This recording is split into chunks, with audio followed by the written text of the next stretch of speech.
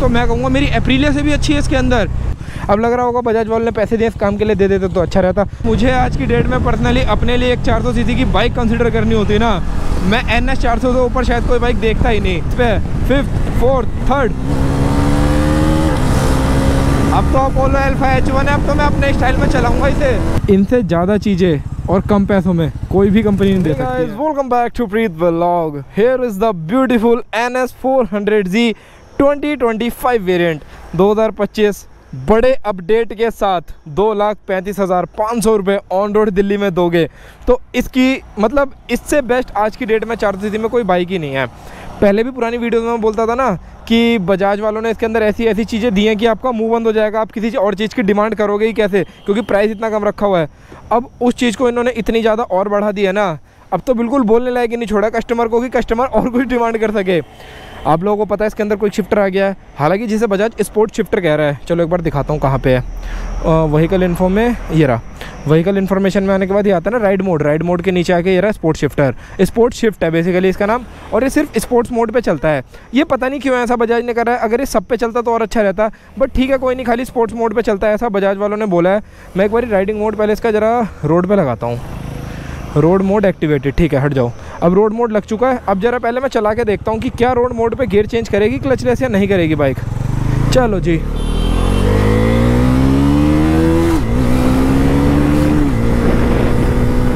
नहीं कर रही। हाँ बाइक मुझे शिफ्ट नहीं करने दे रही है।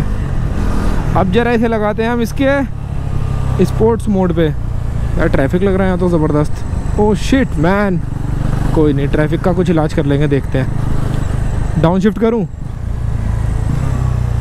भाई एक बात तो कहने के लिए बजाज वालों ने मजबूर कर दिया है, इनसे ज़्यादा चीज़ें और कम पैसों में कोई भी कंपनी नहीं दे सकती है। ये देखो क्लचलेस मार रहा हूँ, 6th गियर पे हूँ मैं, 5th 4th 3rd। भाई बहुत अच्छा काम कर रहा है, क्विक शिफ्टर तो ऐसा काम कर रहा है अनबिलीवेबल, बहुत अच्छा काम कर रहा है। हाथ इन लगा रहा हूँ मैं तो। शायद मुझे ये क्विक शिफ्टर ये कहने पे मजबूर कर दे कि ये बेटर देन KTM ड्यूक 390 है। हालांकि आपको राइड रिव्यू एक कंपैरिजन वीडियो बनाऊंगा इसके बाद, जिसमें एकदम ब्रांड न्यू, कुछ लोग ये भी कह सकते हैं ना कि भाई नई बाइक अगर आप चलाओगे तो उसका क्विक शिफ्टर ज़्यादा अच्छा चलता है या पुरानी में कम अच्छा चलता है। मैं आपको ब्रांड न्यू बाइक चला के दिखाऊँगा। चलो भाई 43 bhp जरा टेस्ट वेस्ट करी जाए। सेकंड गियर पे हूँ, खींचते हैं। 85। थर्ड गियर देखते हैं, 110। फोर्थ गियर,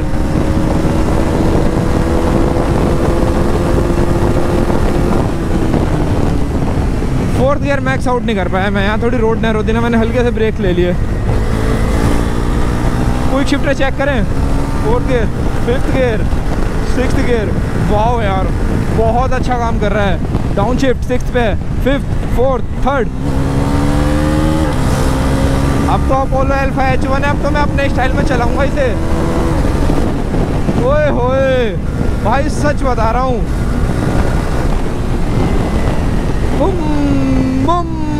बहुत बढ़िया, बहुत अच्छा क्विक शिफ्टर चल रहा है। इतना अच्छा क्विक शिफ्टर मैंने अभी तक अपनी एप्रिलिया में यूज़ करा है। भाई क्विक शिफ्टर बहुत अच्छा काम कर रहा है, बहुत अच्छा। टू बी वेरी ऑनेस्ट 1000 बार तारीफ करूँगा इस चीज़ की मैं। और जिस एक्सेलरेशन के साथ खींचती हुई लेके आऊँ ना बाइक को, मज़ा आ गया भाई। बाइक में 1% डर नहीं लग रहा है कि मैं भगा आ रहा हूँ। ये अपाचे वाला चार्ज है, ये बहुत देर से चार्ज है, मेरे पीछे भगा रहा था। बाइक में मुझे 1% ये नहीं लग रहा है कि बाइक में पहले इसमें टायर्स अच्छे नहीं थे, ये फिश टेल करती थी पीछे से, और साथ में थोड़ी सी ग्रिप में लूज़ करती थी, मज़ा नहीं आता था मेरे को। पर्सनली मैं बोलता था NS 400 खरीदते 10,000 का H1 डलवा लेना, कंपनी ने डाल दिया।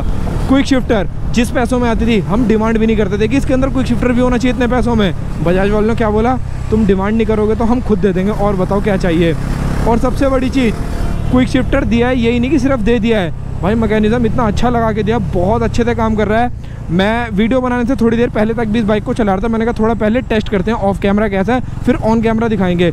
ऑफ कैमरा भी एक भी बार जो होता है ना फॉल्स न्यूट्रल होना, गियर का फंस जाना, मतलब आप ये लगा लो कि गियर शिफ्टिंग अच्छी ना होना, मेरा कहने का मतलब ये है।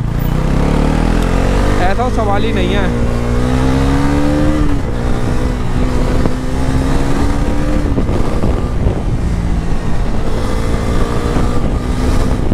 भाई इसके अंदर जो है टायर डाल दिया ना H1, हाय हाय भाई साहब, लीन वीन करने में कोई डर नहीं लग रहा है। अगर मुझे आज की डेट में पर्सनली अपने लिए एक 400 सीसी की बाइक कंसिडर करनी होती ना, मैं NS 400 से ऊपर शायद कोई बाइक देखता ही नहीं। 2,35,500 रुपये में मुझे बाइक मिल जाएगी। इसमें अच्छे टायर हैं, पावर 43 bhp जैसा कि बजाज वाले बोल रहे हैं, उन्होंने बढ़ा दिया है। चलाने में तो बाइक देखो पहले से ही पावरफुल थी, पावर के मामले में कभी ये ऐसा नहीं लगा मुझे कि ये बाइक अंडर पावर है, ऐसा इस बाइक के साथ कभी रहा ही नहीं है। दूसरा, इसके अंदर इलेक्ट्रॉनिक्स भी पूरे हैं, ट्रैक्शन कंट्रोल, राइडिंग मोड्स भी हैं, और अब ये क्विक शिफ्टर भी दे दिया है, ब्रेक्स भी अपग्रेड कर दी, पावर भी बढ़ा दी। तो शायद मैं 2,35,000 रुपये में इससे ऊपर कुछ और बाइक ही नहीं देखता। और जो लोग 250 सीसी की बाइक लेने का सोच रहे होंगे ना, बजाज ने कहा तुम जितने पैसों में 250 सीसी की लोगे उससे कम पैसों में हम तुम्हें 400 सीसी देंगे, और हायर सीसी चलाने का मज़ा ही अलग होता है। भाई साहब बहुत अच्छा क्विक शिफ्टर चल रहा है, बहुत अच्छा। कुछ पॉइंट्स पे तो मैं पर्सनली ये बात बोलूँगा कि ये मुझे ड्यूक 390 से भी बेटर लग रहा है। कुछ पॉइंट्स पे इसका क्विक शिफ्टर, उसका जहाँ पे जिन पॉइंट्स पे लैग कर देता है ना, ये वहाँ भी पास हो रहा है। बताता हूँ किन पॉइंट्स पे वो फेल होता है। स्पीड और कम करने दो मुझे, आप अभी समझोगे। अब देखो सेकंड गियर पे है और बाइक मैंने सेकंड गियर से उठाई है, एक बार भी बाइक ने झटका मारा। सेकंड गियर से मैंने क्विक शिफ्टर पे उठाई है। यूजुअली अगर आप लोगों की बाइक में अगर क्विक शिफ्टर होगा, अगर आपने यूज़ करा है ना, तो इसको कहा जाता है कि थोड़े हायर आरपीएम पे यूज़ करना चाहिए, ऑलमोस्ट 4000 आरपीएम से ऊपर यूज़ करना चाहिए। मैंने कितने आरपीएम पे यूज़ करा? 25 की स्पीड पे यूज़ करा था। फिर से देखो लो, फोर्थ गियर पे, third gear, second gear, RPM और स्पीड देखना। चलो 20 की स्पीड है, थर्ड गियर।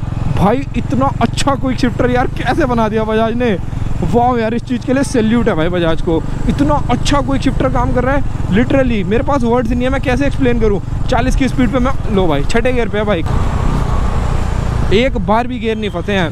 हालांकि राइडिंग बूट्स पहनने के बाद ना थोड़ा सा गियर डालने में दिक्कत होती है, ये थोड़ा सा अलग सा बिहेव करते हैं नॉर्मल शूज़ से, पर फिर भी गियर एकदम अच्छे से काम कर रहे हैं बिना किसी प्रॉब्लम के साथ में। यहाँ तो भाई बजाज के लिए तारीफ़ बनती है। और H1 टायर पे तो मेरे को इतना अंधा विश्वास है, इतना अच्छा टायर है, इतना अच्छा टायर है इस बाइक के लिए। इससे अच्छा वैल्यू फॉर मनी कह लो, ग्रिप के मामले में बेस्ट कह लो, और लाइफ के मामले में बेस्ट कह सकते हो। कल के दिन को बाइक खरीदने के बाद जब ऑन करोगे ना, 20-20 हज़ार किलोमीटर चल जाता है टायर। एक 400 सीसी की परफॉर्मेंस ओरिएंटेड बाइक के अंदर आप एक 10,000 रुपये का टायर चला रहे हो जो 20,000 किलोमीटर तक चलने की कैपेसिटी रखता है। बहुत बड़ी बात होती है ये। ड्यूक में तो हम 8-8 किलोमीटर पे टायर चेंज करवाते हैं, तो उसका 10-10, 15-15 हज़ार रुपये का, और यहाँ पे आप 18-20 हज़ार किलोमीटर चलाने के बाद 10,000 का टायर चेंज कराओगे, तो बहुत फ़र्क है इसमें। कल के दिन को आफ्टर सेल में या फिर आप लोग जब खरीदने के बाद इसको ओन करोगे, राइड करोगे, तो आपको कितनी सस्ती पड़ेगी बाइक, आप वो भी देख लो। क्योंकि एक जितनी हायर सीसी में परफॉर्मेंस बाइक में जाते हो ना, वो उतनी एक्सपेंसिव होती है। अरे यार यहाँ पे कार्स क्यों हैं,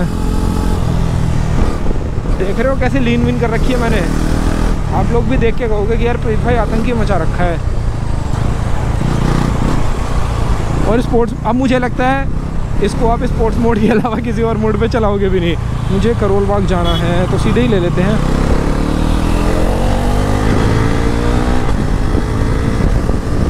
बहुत ही बेहतरीन भाई साहब, वाह। अब बस और तारीफ़ मत करवाओ भाई, मैं तो पर्सनली बताऊं, मुझे तो बहुत ही बेहतरीन लगा भाई क्विक शिफ्टर। और जो ये बजाज ने अपग्रेड करे हैं ना, आप देखो 2,35,000 रुपये अगर आप आज की डेट में मार्केट में लेके निकलोगे ना, आजकल 2-2.5 लाख रुपए में कहाँ इतनी हायर सीसी की बाइकें मिलती हैं। ड्यूक 390 3,45,000 या 50,000 रुपये की आ रही है आज की डेट में, और ये कितने की आ रही है? 2,35,000 रुपये की। 1-1.25 लाख रुपये सस्ती है। 1.25 लाख तो खैर नहीं, पर 1,10,000 या 15,000 रुपये के आसपास सस्ती पड़ेगी आपको। बहुत बड़ा डिफरेंस होता है ये। और चीज़ें क्या इसके अंदर आपको, उसमें इससे क्या एक्स्ट्रा मिलेगा? एक फालतू का लॉन्च कंट्रोल, कोई ज़रूरत नहीं है उसके लिए पैसे खर्च करने की। फ्रंट की एडजस्टेबल सस्पेंशन मिलेगी, मुझे वो भी फालतू लगती है, कोई ज़रूरत नहीं है उसके लिए भी पैसे खर्च करने की, स्पेशली अपग्रेड करने की। उसके अलावा एक भी ऐसी चीज़ नहीं जिसके लिए मुझे लगता है आपको अपग्रेड करना चाहिए। क्विक शिफ्टर वगैरह तो है ही इसके अंदर। ब्रेक भी तो चेक करूँ एक बारी, देखें ज़रा। वाओ, ये जो सिंटर्ड ब्रेक पैड्स वाली बात है ये भी सच लग रही है। पीछे कुछ नहीं, फ़र्क तो है भाई।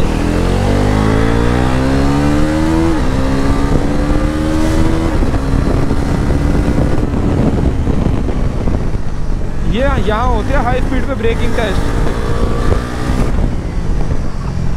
वाओ यार,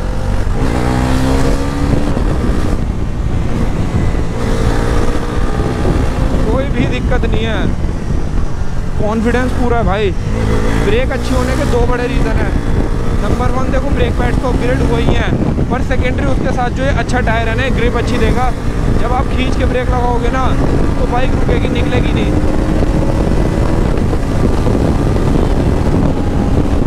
एक अच्छे ब्रेक अच्छे टायर्स होने की वजह से आदमी थ्रोटल करने से ना घबराता नहीं है। और इस बाइक का जो पावर बैंड है ना 390 से अच्छा प्लेसमेंट हो रखा है पावर बैंड का, मुझे जो लगता है।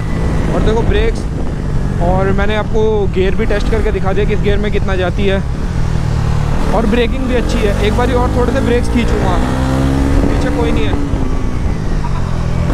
और एक चीज़ और है, जितना प्रेशर के साथ मैं ब्रेक लगा रहा हूँ ना, इतना प्रेशर के साथ ब्रेक लगाने पे ABS तो किक इन करना चाहिए, नहीं कर रहा है। ये चीज़ तो मैं कहूँगा मेरी एप्रिलिया से भी अच्छी है इसके अंदर। एप्रिलिया में जोर से ब्रेक लगा दो ना, एकदम साला ABS आ जाता है, पूरा मूड ख़राब कर देता है। बट इसके अंदर नहीं हो रहा है ऐसा। और आप लोगों ने अगर नोटिस करा हो, अभी तक मैंने एक बार भी क्लच नहीं दबाया है भाई, ज़रूरत ही नहीं लग रही है। बेस्ट यार। अब 2-2.5 लाख रुपए में ना ड्यूक 250, इन्हीं की डोमिनार 250 और भी मल्टीपल बाइक्स इन्होंने मतलब ये लगा लो एक तरफा राज करेगी NS 400Z। आप 2.5 लाख रुपए में कोई बाइक का नाम तो लो, कोई भी बाइक का नाम लो। इससे बेटर अगर एक भी बाइक निकल जाए तो आप जो कहोगे मैं वो मान जाऊँगा। ना ड्यूक 250 इससे अच्छी है, ना डोमिनार 250 इससे अच्छी मिलेगी आपको, ना तो आप अगर होंडा की CB 300R देखोगे वो इससे बेटर नहीं है।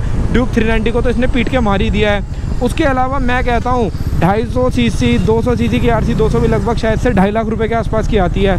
हालांकि नेकेड और फेयर्ड होने का एक डिफरेंस है, पर फिर भी अगर मैं बात करूँ ना, अगर आपको नेकेड फेयर से इतना फ़र्क नहीं है तो मैं मानता हूँ पावर ज़्यादा होनी चाहिए बाइक में।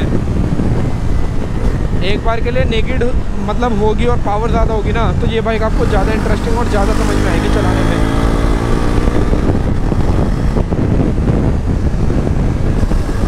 वाह यार, और कैसे चलाऊँ इसे इससे तगड़ी। जिन लोगों को लगता है ना NS की हैंडलिंग अच्छी नहीं है, उन्हें बता दूं मैं, हैंडलिंग इस बाइक की बहुत बढ़िया है। पहले कुछ लोग बोलते थे ना कि NS 400 की हैंडलिंग में मज़ा नहीं है, थोड़ी सी मतलब मज़ा नहीं आता ओवरऑल बाइक चलाने में। भाई क्यों नहीं मज़ा आता है, चलानी सीखो पहले जिन लोगों को कमी लगती है। खैर एक बार बाइक रोकता हूँ, आप लोगों को बाइक दिखाता हूँ, सुंदर सुंदर सी NS 400, साउंड भी तो सुना दूँ। खैर आपका भाई तो देखो हार्ड एंड फास्ट ही चलाता है, मज़ा ही बाइक को दौड़ाने में है। 400 cc की बाइक को 40 पे थोड़ी चलाएंगे। नहीं, अगर मैं गलत कह रहा हूँ तो मुझे आप लोग बताओ। साउंड सुनाते हैं, वीडियो को एंड करते हैं। ये चेक करो, हाईली रिकमेंडेशन है। अगर 2.5 लाख रुपए लेके मार्केट में निकलो, 2,35,000 की इस बाइक को खरीदो। ना दाएं देखो, ना बाएं देखो, ना ऊपर देखो, ना नीचे देखो, सिर्फ NS 400Z की तरफ देखो। अब लग रहा होगा बजाज वाले ने पैसे दिए इस काम के लिए, दे देते तो अच्छा रहता। सीट भी बहुत कंफर्टेबल है, बहुत कुछ नहीं है, देख रहे हो। अभी मैं चला रहा था, मैं ये भी मेंशन करना भूल गया। बाकी इसके अंदर बहुत सारी चीज़ें हैं, पर जो भी लेटेस्ट अपडेट आए हैं, मेन मेरे को चलाते हुए उन्हें टेस्ट करना था, सारे अप्रूव्ड हैं। तारीफ डिजर्व करती है बाइक। मेरी तरफ से तो ग्रीन सिग्नल है। लेने वाले बंदे बिल्कुल मत सोचो, बिंदास खरीदो, सस्ती बढ़िया और रिलायबल बाइक। रिलायबल क्यों, बजाज के पार्ट सस्ते आते हैं और जल्दी से ख़राब वराब भी होंगे तो आराम से इजीली मिल जाएंगे अगर ख़राब होते हैं तो। बाकी ठीक है, इस वीडियो में इतना अच्छा लगा तो लाइक कर देना। ड्यूक 390 के साथ कंपैरिजन देखते हो सब्सक्राइब कर लेना, कमेंट करके बता देना। मिलते हैं नेक्स्ट वीडियो में, टिल देन बाय। गर्मी लग रही है, पानी पी के आते हैं।